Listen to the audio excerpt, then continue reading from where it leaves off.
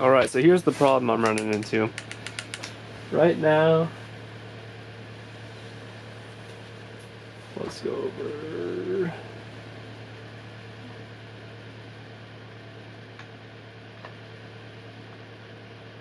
So there's top dead center for 1 and 4.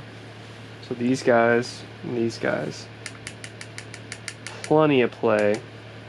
0 play. No lash. And it's currently at its lowest point.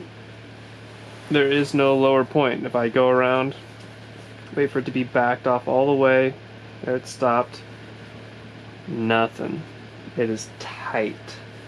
And that is true all the way across on the intake side.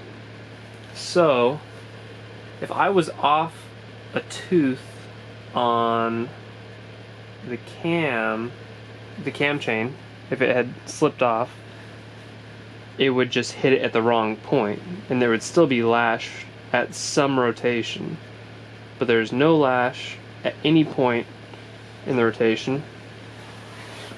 So that leads me to believe that the actual valves themselves, as they've been ground down, they are now too long. They sit too far into the valve seat, causing them to stick out too far on this side.